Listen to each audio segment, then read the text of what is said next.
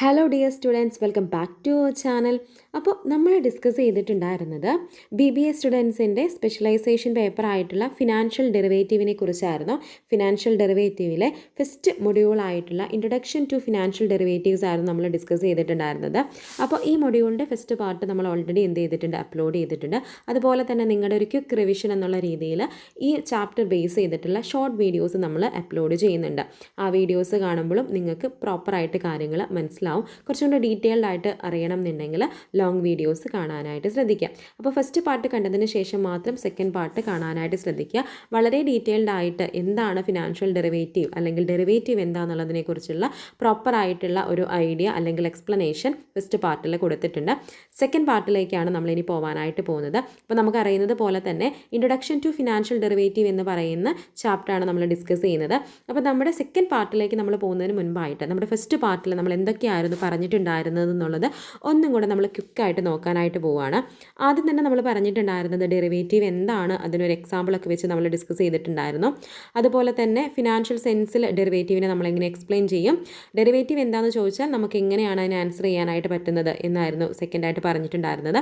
അതിന് നമ്മളൊരു എക്സാമ്പിൾസ് ഒക്കെ വെച്ചിട്ട് എന്ത് ചെയ്തിട്ടുണ്ട്, ഡിസ്കസ് ചെയ്തിട്ടുണ്ട്.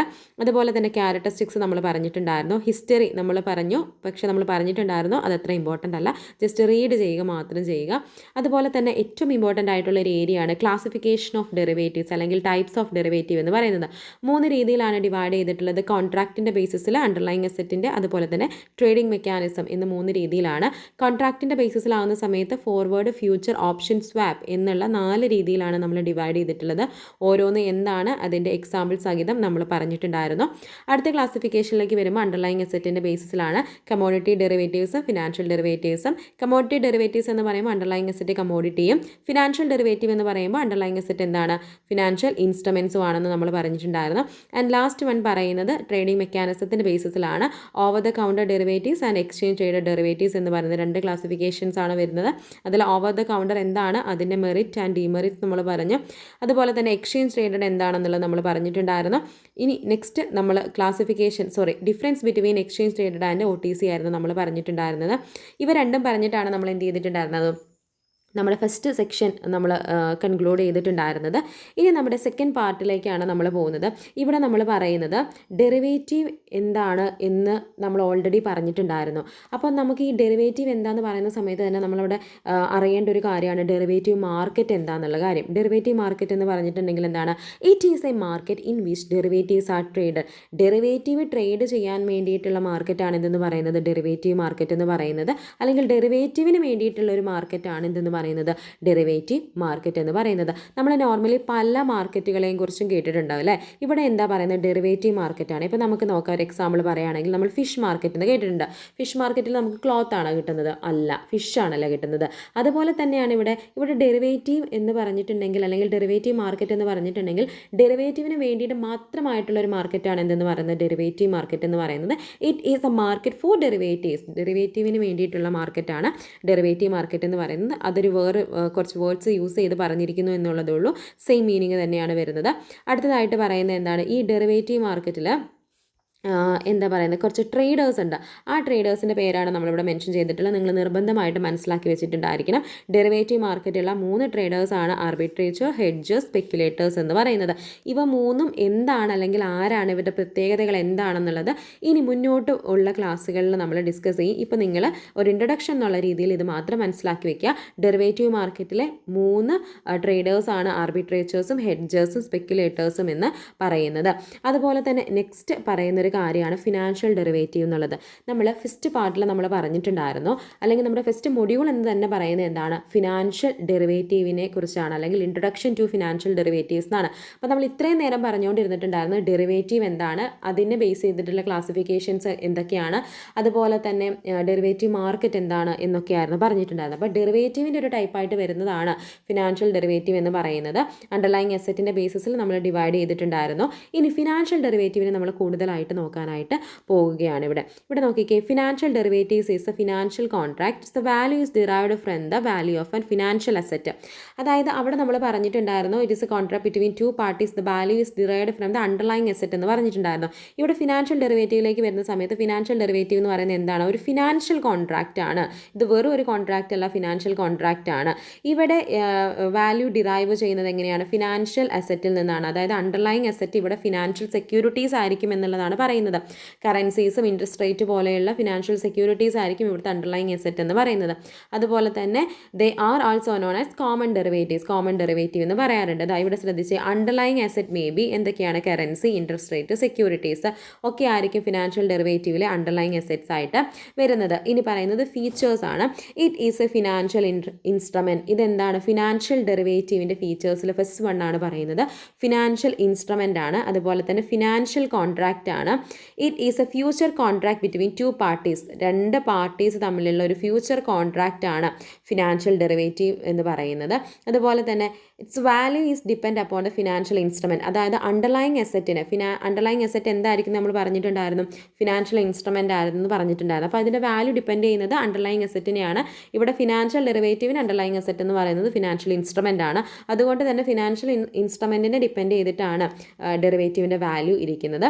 അതുപോലെ തന്നെ എന്താ പറയുന്നത്? It can B undertaken directly between two parties. രണ്ട് പാർട്ടി ഡയറക്റ്റ് ആയിട്ടായിരിക്കും കോൺട്രാക്റ്റിലേക്ക് എൻ്റർ ചെയ്യുന്നത്. അതുപോലെ തന്നെ ഒരു ഓഫ് ബാലൻസ് ഷീറ്റ് ഐറ്റം ആണ് ഇതെന്ന് പറയുന്നത് നമ്മുടെ ഫിനാൻഷ്യൽ ഡെറിവേറ്റീവ് എന്ന് പറയുന്നത്. നമ്മൾ ബാലൻസ് ഷീറ്റിൽ അതിന് എന്ത് ചെയ്യാറില്ല? യൂസ് ചെയ്യാറില്ല. ഇനി നമ്മൾ പറയാനായിട്ട് പോകുന്നത് ടൈപ്പ് ഓഫ് ഫിനാൻഷ്യൽ ഡെറിവേറ്റീവ് ആണ്. വളരെ ഇമ്പോർട്ടൻ്റ് ആണ്. അതേപോലെ തന്നെ വളരെ സിമ്പിൾ ആയിട്ടുള്ളൊരു കാര്യമാണ്. ഇപ്പോൾ ഞാൻ പറയാൻ പോകുന്ന ഓരോ ഹെഡിങ്സ് ഉണ്ടായിരിക്കും. കുറച്ച് 8ഓളം ക്ലാസിഫിക്കേഷൻസ് അല്ലെങ്കിൽ ടൈപ്സ് നമ്മൾ പറയുന്നുണ്ട്. അവിടെയൊക്കെ നിങ്ങൾ മനസ്സിലാക്കി വെക്കേണ്ടത് എന്താണെന്ന് വെച്ചിട്ടുണ്ടെങ്കിൽ, ഞാൻ അതിപ്പോൾ കറൻസി ഡെറിവേറ്റീവ് എന്ന് പറയുന്ന സമയത്ത് അവിടെ കറൻസി ആയിരിക്കും എന്തെന്ന് പറയുന്നത് അണ്ടർലൈങ് അസറ്റ് ആയിട്ട് വരുന്നത്. അങ്ങനെ ഓരോ കാര്യങ്ങളും പറയുന്ന സമയത്ത് ആ ഒരു പെർട്ടിക്കുലർ സംഭവം ആയിരിക്കും എന്തെന്ന് പറയുന്നത് അണ്ടർലൈങ് അസറ്റ് ആയിട്ട് വരുന്നത്. അത് മാത്രം നിങ്ങൾ മനസ്സിലാക്കിയാൽ മതി. വളരെ സിമ്പിളായിട്ട് പഠിക്കാവുന്നതേ ഉള്ളൂ. ഇവിടെ ഫസ്റ്റ് ക്ലാസിഫിക്കേഷൻ അല്ലെങ്കിൽ ഫസ്റ്റ് ടൈപ്പ് എന്താ പറയുന്നത്? കറൻസി ഡെറിവേറ്റീവ്സ് ആണ് പറയുന്നത്. കറൻസി ഡെറിവേറ്റീവ് എന്ന് പറഞ്ഞിട്ടുണ്ടെങ്കിൽ ഡിഫറെൻറ്റ് കൺട്രീസിലെ കറൻസീസ് ആയിരിക്കും ഇവിടെ അണ്ടർലൈങ് അസറ്റ് ആയിട്ട് വരുന്നത്. Exchange rate between various currencies can be form the basis of derivatives is called currency derivatives. ഇവിടെ എക്സ്ചേഞ്ച് ചെയ്യപ്പെടുന്നത് കറൻസീസ് ആണ്. അതായത് ബേസിക്കലി ഇത്രയേ ഉള്ളൂ. ഈ കറൻസി ഡെറിവേറ്റീവിൻ്റെ അണ്ടർലൈങ് അസറ്റ് എന്ന് പറയുന്നത് എന്തായിരിക്കും? ഡിഫറെൻ്റ് ആയിട്ടുള്ള കൺട്രികളുടെ എന്തായിരിക്കും? കറൻസീസ് ആയിരിക്കും അണ്ടർലൈങ് അസറ്റ് ആയിട്ട് വരുന്നത് എന്നുള്ളത് മനസ്സിലാക്കി വയ്ക്കുക. കറൻസി ഡെറിവേറ്റീവ് എന്ന് പറഞ്ഞാൽ അതിൻ്റെ അണ്ടർലൈങ് അസറ്റ് എന്തായിരിക്കും?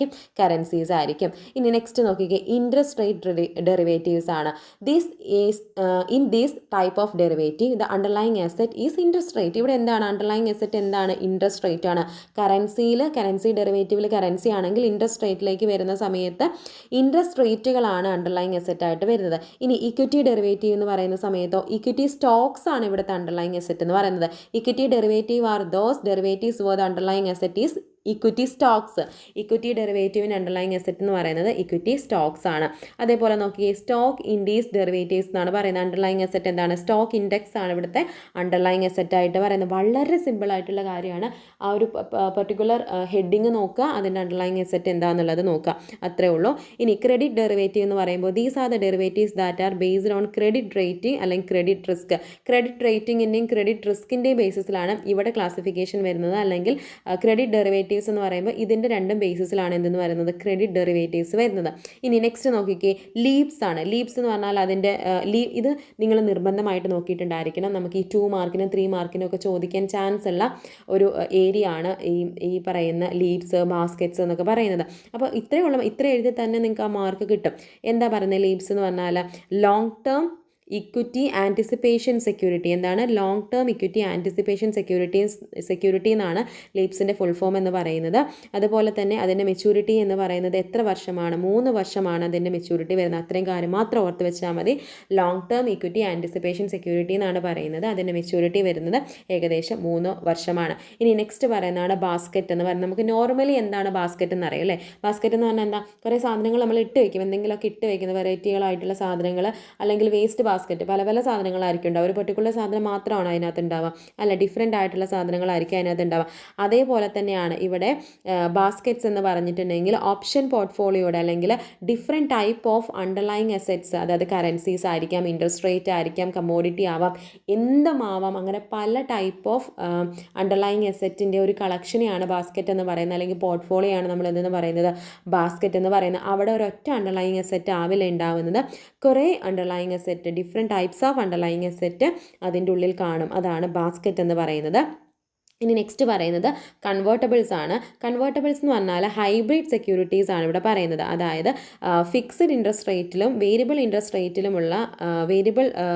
റേറ്റിലും വരുന്ന എന്തുണ്ടായിരിക്കും, ഹൈബ്രിഡ് ആയിട്ടുള്ള സെക്യൂരിറ്റീസ് ആയിരിക്കും കൺവേർട്ടബിൾസിൽ ഉണ്ടാവുക എന്നാണ് പറയുന്നത്. കൺവേർട്ടബിൾസ് ഈസിക്കൽ ടു ഹൈബ്രിഡ് സെക്യൂരിറ്റീസ് ആണെന്നുള്ളത് മനസ്സിലാക്കുക. അപ്പോൾ ഇത്രയും ഈ 8 കാര്യങ്ങളാണ് എന്തെന്ന് പറയുന്നത് നമ്മുടെ ഫിനാൻഷ്യൽ ഡെറിവേറ്റീവിൻ്റെ ടൈപ്പായിട്ട് പറയുന്നത്.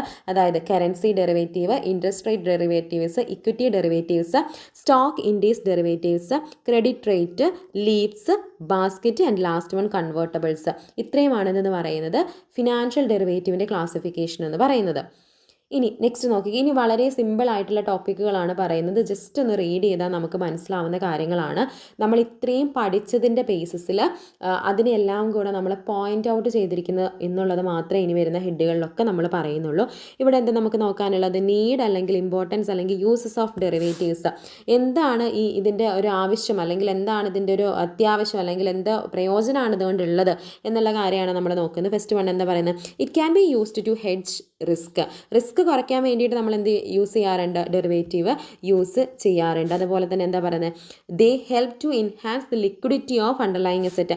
അണ്ടർലൈങ് അസെറ്റിൻ്റെ ലിക്വിഡിറ്റി എൻഹാൻസ് ചെയ്യാൻ ഡെറിവേറ്റീവ് എന്ത് ചെയ്യുന്നു, ഹെൽപ്പ് ചെയ്യുന്നുണ്ട്. പിന്നെ എന്താ പറയുന്നത്, they make future cash flows more predictable. എന്താണ് ഫ്യൂച്ചറിലെ ക്യാഷ് ഫ്ലോ എന്നുള്ളത് കൂടുതലായിട്ട് പ്രെഡിക്റ്റ് ചെയ്യാനായിട്ട് ഹെൽപ്പ് ചെയ്യുന്നുണ്ട്. പിന്നെ എന്താ പറയുന്നത്, they can used to make profit to speculation വഴി നമുക്ക് പ്രോഫിറ്റ് ഉണ്ടാക്കാനായിട്ട് പറ്റും. സ്പെക്കുലേഷൻ എന്ന് പറയുന്ന വാക്കിൻ്റെ അർത്ഥം ഊഹക്കച്ചവടം എന്നുള്ളതാണ്. അതായത് ഒരു സാധനത്തിൻ്റെ വില കൂടിയേക്കാം എന്ന് വിചാരിച്ച് നമ്മൾ മേടിച്ച് വെക്കുന്നു, അല്ലെങ്കിൽ കുറഞ്ഞേക്കാം എന്ന് വിചാരിച്ച് നമ്മൾ വിൽക്കുന്നു.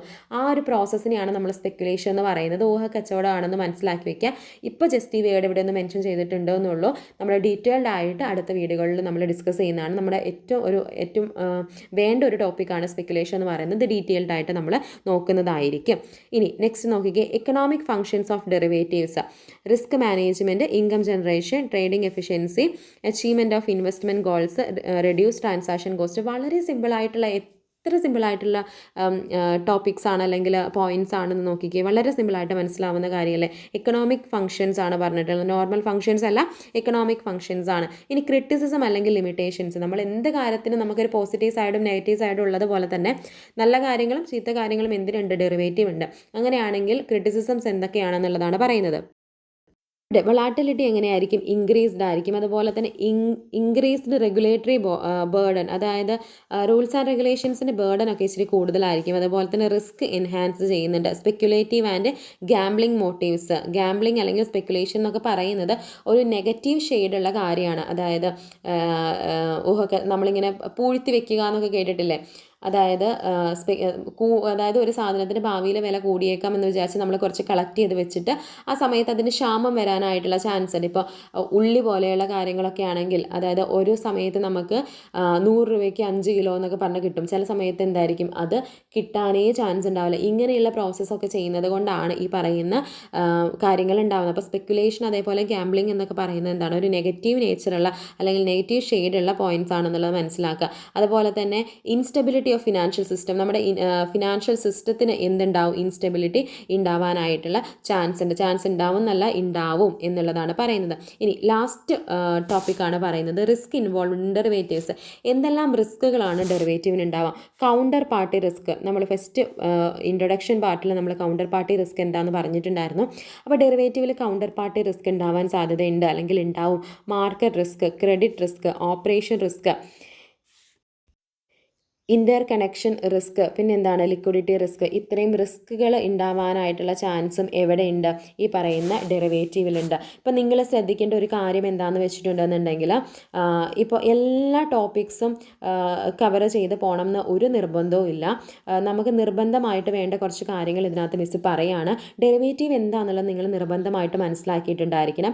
അതുപോലെ തന്നെ ഡെറിവേറ്റീവ് അത് കോൺട്രാക്ട് ബിറ്റ്വീൻ ടു പാർട്ടീസ് എന്ന് പറയുന്ന ആ ഒരു എക്സ്പ്ലനേഷൻ ഉണ്ടല്ലോ, അത് നിങ്ങൾ നിർബന്ധമായിട്ട് പഠിച്ചിട്ടുണ്ടായിരിക്കണം. എവിടെയെങ്കിലും അത് ചോദിക്കും. ഡെറിവേറ്റീവ് എന്താണെന്നുള്ളത് നിങ്ങളുടെ ക്വസ്റ്റ്യൻ പേപ്പറിൽ എവിടെയെങ്കിലും ചോദിച്ചിരിക്കും. ഷോർട്ട് ആൻസറിലോ ലോങ് ആൻസറിലോ എവിടെയെങ്കിലും നിങ്ങൾക്ക് എഴുതാനായിട്ടുണ്ടാവും. അപ്പോൾ പ്രോപ്പറായിട്ട് അത് പഠിച്ചു വെക്കുക. ഒരു എക്സാമ്പിളും കൂടെ പഠിച്ചു വെക്കുകയാണെങ്കിൽ നല്ലത്. ഇത്രയും പഠിച്ചു വെക്കുന്ന സമയത്ത് തന്നെ ക്യാരക്ടറിസ്റ്റിക്സ് നിങ്ങൾ കാണാതെ പഠിക്കേണ്ടി വരുന്നില്ല. നമ്മൾ ഈ പഠിച്ച കാര്യങ്ങൾ തന്നെയാണ് നമ്മൾ എന്ത് ചെയ്തിട്ടുള്ളത്, ക്യാരക്ടറിസ്റ്റിക്സിൽ പറഞ്ഞിട്ടുള്ളത്. അതുപോലെ തന്നെ നിർബന്ധമായിട്ട് മനസ്സിലാക്കി വെക്കുക, ഡെറിവേറ്റീവിൻ്റെ ക്ലാസിഫിക്കേഷൻസ് 3 ടൈപ്പിലാണ് വരുന്നത്. അത് നിർബന്ധമായിട്ട് നിങ്ങൾ മനസ്സിലാക്കിയിട്ടുണ്ടായിരിക്കണം. അതുപോലെ തന്നെ ഈ പറയുന്ന ഫോർവേഡ് ഫ്യൂച്ചർ ഓപ്ഷൻ സ്വാപ്പ് അത് നിർബന്ധമായിട്ടും ക്ലിയർ കട്ടായിട്ട് നിങ്ങൾക്ക് അറിഞ്ഞിട്ടുണ്ടായിരിക്കണം. അതുപോലെ തന്നെ ലാസ്റ്റ് ക്ലാസിഫിക്കേഷൻസ് കമ്മോഡിറ്റി ഡെറിവേറ്റീവ്സും അതുപോലെ തന്നെ ഫിനാൻഷ്യൽ ഡെറിവേറ്റീവും അത് നിർബന്ധമായിട്ട് നിങ്ങൾ മനസ്സിലാക്കി വെക്കുക. എല്ലാ ക്ലാസിഫിക്കേഷൻസും, അതായത് ഡെറിവേറ്റീവിൻ്റെ ക്ലാസിഫിക്കേഷൻസ് നിർബന്ധമായിട്ട് മനസ്സിലാക്കി വെക്കുക. അത് സ്കിപ്പ് ചെയ്യരുത്. അതുപോലെ തന്നെ എന്താണ് ഡെറിവേറ്റീവ് മാർക്കറ്റ് എന്നുള്ളത് മനസ്സിലാക്കി വെക്കുക. പിന്നെ വരുന്ന പോയിൻ്റാണ് ഫിനാൻഷ്യൽ ഡെറിവേറ്റീവ്. ഇമ്പോർട്ടൻ്റ് ആയിട്ടുള്ള കാര്യമാണ് ഫിനാൻഷ്യൽ ഡെറിവേറ്റീവ് എന്ന് പറയുന്നത്. അത് നമ്മൾ മനസ്സിലാക്കണം. അത് പഠിക്കുമ്പോൾ തന്നെ ഓട്ടോമാറ്റിക്കലി നമുക്ക് ഫീച്ചേഴ്സും കാര്യങ്ങളൊക്കെ കിട്ടും. പിന്നെ ഇമ്പോർട്ടൻ്റ് ആയിട്ട് നോക്കേണ്ടതാണ് ടൈപ്പ് ഓഫ് ഫിനാൻഷ്യൽ ഡെറിവേറ്റീവ്. ഇവിടെ ഒരു കാര്യം ശ്രദ്ധിക്കണം, ഡെറിവേറ്റീവിൻ്റെ ടൈപ്സ് ഉണ്ടായിരുന്നു 3 രീതിയിൽ നമ്മൾ ക്ലാസിഫൈ ചെയ്തിട്ടുണ്ട് ഇല്ലേ. കോൺട്രാക്റ്റിൻ്റെ ബേസിസിൽ, ട്രേഡിംഗ് മെക്കാനിസത്തിൻ്റെ ബേസിസിൽ, അണ്ടർലൈങ് അസറ്റിൻ്റെ ബേസിസിൽ. അത് മാറിപ്പോവരുത്. ഫിനാൻഷ്യൽ ഡെറിവേറ്റീവിന് വീണ്ടും ടൈപ്സ് വരുന്നുണ്ട്. 8 ടൈപ്സ് ആണ് വരുന്നത്. കറൻസി ഡെറിവേറ്റീവ്സ്, അതുപോലെ തന്നെ ഇൻട്രസ്റ്റ് റേറ്റ് ഡെറിവേറ്റീവ്സ് ഒക്കെ എന്നൊക്കെ പറയുന്ന 8ഓളം ടൈപ്പുകളാണ് അവിടെ വരുന്നത്. അത്രയും പഠിച്ചു കഴിയും. ഇത്രയും കാര്യങ്ങൾ നോക്കുന്ന സമയത്ത് തന്നെ നമുക്ക് നമ്മുടെ ഈ പറയുന്ന നീഡ് എഴുതാനോ അല്ലെങ്കിൽ എക്കണോമിക് ഫങ്ഷൻസ് ലിസ്റ്റ് ഔട്ട് ചെയ്യാനോ അല്ലെങ്കിൽ ക്രിറ്റിസിസംസ് ലിസ്റ്റ് ഔട്ട് ചെയ്യാനോ അല്ലെങ്കിൽ റിസ്ക് ലിസ്റ്റ് ഔട്ട് ചെയ്യാനോ ഒരു ബുദ്ധിമുട്ടും ഉണ്ടാവില്ല. വളരെ പ്രോപ്പറായിട്ട് നിങ്ങൾക്ക് ചെയ്യാവുന്നതേ ഉള്ളൂ. അപ്പോൾ ഇത്രയും കാര്യങ്ങളാണ് നമ്മുടെ ഫിനാൻഷ്യൽ ഡെറിവേറ്റീവ് എന്ന് പറയുന്ന സബ്ജക്റ്റിലെ ഇൻട്രൊഡക്ഷൻ ചാപ്റ്റർ ആയിട്ടുള്ള ഇൻട്രൊഡക്ഷൻ ടു ഫിനാൻഷ്യൽ ഡെറിവേറ്റീവ്സിൽ പറയാനായിട്ടുള്ളത്. ഈ ഒരു വീഡിയോയിൽ എന്തെങ്കിലും ഡൗട്ടോ കാര്യങ്ങളോ ഉണ്ടെന്നുണ്ടെങ്കിൽ നിങ്ങൾ നിർബന്ധമായിട്ടും അല്ലെങ്കിൽ തീർച്ചയായിട്ടും കമൻറ്റ് സെക്ഷനിൽ ചോദിക്കാനായിട്ട് മറക്കരുത്. എന്തായാലും നിങ്ങൾ ചോദിക്കുക. ഡൗട്ട്സ് ഉണ്ടെന്നുണ്ടെങ്കിൽ ചോദിക്കുക. ക്ലിയർ ആയിട്ട് മനസ്സിലായിട്ടുണ്ടെന്നുണ്ടെങ്കിൽ അത് നിങ്ങൾ മെൻഷൻ ചെയ്യുക. ഇനിയും മുന്നോട്ട് ഈ ഒരു സബ്ജക്റ്റ് റിലേറ്റഡ് ആയിട്ടുള്ള വീഡിയോസും നിങ്ങളുടെ മറ്റ് സബ്ജക്റ്റുകളുടെ വീഡിയോസും ഈ ചാനലിൽ ഉണ്ടാവുന്നതായിരിക്കും. നിങ്ങളും സബ്സ്ക്രൈബ് ചെയ്ത് വെക്കുക. അതുപോലെ തന്നെ നിങ്ങളുടെ ഫ്രണ്ട്സിലേക്കും നിങ്ങൾ ഇത് അയക്കാനായിട്ട് ശ്രദ്ധിക്കുക. അപ്പോൾ ഓക്കെ സ്റ്റുഡൻസ്, നമുക്ക് അടുത്ത വീഡിയോയിൽ കാണുന്നവരെ ബൈ.